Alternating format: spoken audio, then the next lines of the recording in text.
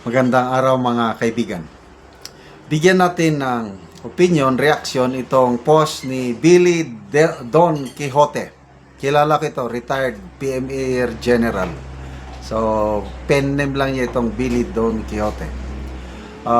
Isinare ni Billy Don Quixote ang post ni Regal Oliva, yung DDS na abogado. Dito, nagbigay ng opinion si Attorney Regal Oliva sa article na publish sa Inquirer.net. Title, Palace, Chavit Singson protest call seen as inciting to sedition. 2 days ago, nag-press conference si Manong Chavit at nanawagan siya ng malakihang rally laban sa Pangulo, laban sa korupsyon. At itong si Auntie Claire, yung tinanong siya sa media, sabi niya, bilang abogado, sabi ni Auntie Claire, yes, may tuturing na inciting to sedition yung mga panawagan na mag-resign ang Pangulo. Ganon. So, posible ba na ang gobyernong ito, kagaya ng ginawa nila kay General Romeo V. Puques, gagawin din nila kay former Governor Chavit Singson? Sasampahan nila ng inciting to sedition? Hintayin natin kasi Auntie Claire na yan, di ba? Abogada siya. Sabi niya, may opinion. Yes, that's inciting to sedition. Pag nanawagan ka na patalsikin ng Pangulo. Sabi niya, ay nako. Ito, maganda itong opinion ni Attorney Regal Oliva. Sabi niya, inciting to sedition when the law is used as a muzzle. Muzzle, yung busalan bang yung bunganga. Hindi ka na makapagsalita. Let's be clear. Inciting to sedition is not meant to be a convenient weapon against dissent. Hindi ito pananakot sa kritiko ng gobyerno. The Supreme Court has been consistent. In People versus Perez, the court ruled that mere criticism of the government, even if harsh or unpopular, is not sedition. Dapat may clear intent to incite uprising or public disorder, not just speech that embarrass those in power. In Primicias versus Fogoso, the court emphasized that freedom of speech and expression occupy a prepared position in our constitutional hierarchy. The state may regulate time, place, and manner, but it cannot suppress ideas simply because they are inconvenient. And in Chavez versus Gonzalez, the court warned against the chilling effect, where vague threats of prosecution silence citizens before they even speak. That chilling effect, the court said, is itself unconstitutional. Yung parang tinatakot nila tayo ba na magsalita. Example, di ba, naaresto si General, pinusasan nila si General Puques. Mabuti, nakapagpiyansa kagad. Ito, may warning na ang Armed Forces of the Philippines sa mga citizens na i-avoid daw ang content na inciting to sedition. So, ano yon? Warning? Nakakasuhan din kayo? O, ito na. Si Manong Chavit nagsalita. O, mismo ang Palace Press Officer, sabi niya, that's inciting to sedition. So, bawal na bang magsalita?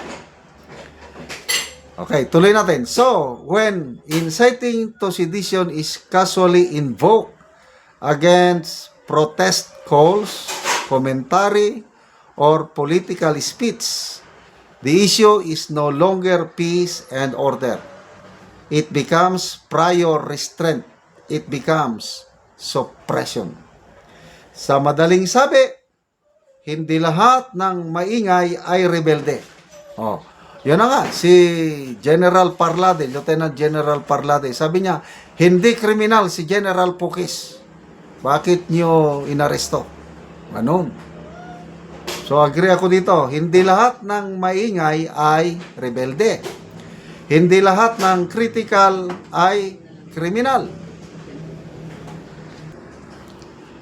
At hindi porket masakit pakinggan, bawal nang sabihin. A democracy that fears speech is already in trouble. Because the Constitution was written to protect speech, especially when it is uncomfortable. Another day, another reminder, free speech is not a favor from the state. It is a right. Wow!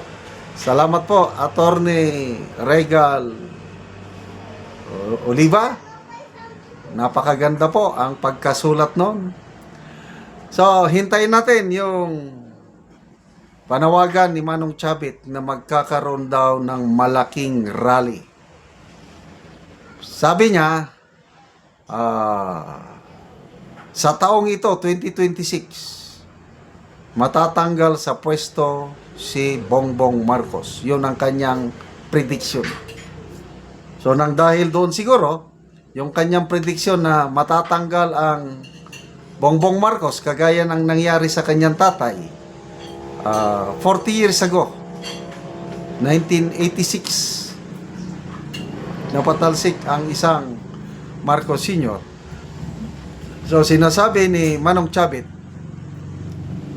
this year daw, mapapatalsik din ang Pangulong Marcos Jr. I don't know ano ang basihan niya, basta yun ang sinabi niya sa kanyang press conference 2 days ago. So, nang dahil ba doon, mag-predict ka na mapatalsik ang isang Pangulo, ay inciting to sedition na yun? I don't know. So, abangan natin kung sasampahan ba nila ng kaso si Manong Chavit kagaya kay General Romeo B. Pocas. Salamat mga kaibigan sa inyong pagsubaybay sa ating channel. Nakakatulong kayo ng malaki sa tribong Talandig ng Bukidnon dahil ang sweldo natin sa channel na ito is pantulong po sa tribo. Namimigay tayo ng libreng yero at pako para makapagpatayo sila ng mas maayos na tirahan. Panoorin nyo ang video na ito. O karon mo na ni ang natagaan og yero. So makatop na ni gid siya karon.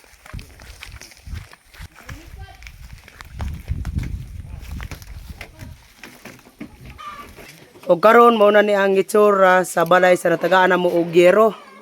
So mga dako na gid kayo ang buslot sa iyang balay. So mo na ni siya oh. So gisapaw-sapaw na untang yero. Apandi na gid ba kaya katoy tungod sa kadugayon na daot na gid kayo. So mao na ni ang ilang kahimtang sa ilang pagpuyo. Karon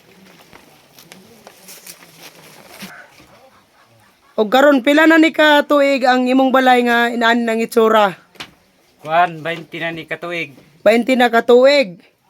So sa kadugayon na nga naman nga wala mo nakapalit og sen. Sud Tungod sa kalisod. Nga wala mo nakapalit og sen. So unsa dayon yung panginabuhian? kuan ra lagi. Pag-umara, Mag-umara. mag-uma, So walay kita gihapon. wala Naa na kay estudyante. naa So pila na kabuk ang imong anak di ay? duha Duha na. So tanan na naga-eskwela. kana pang isa. Ang isa pa ang ga-eskwela. So dugay na gyud ang kuan kung maglungag mo, magluto mo, magantos na gyud mo sa ulan. Oh, mag-antos na gid mi.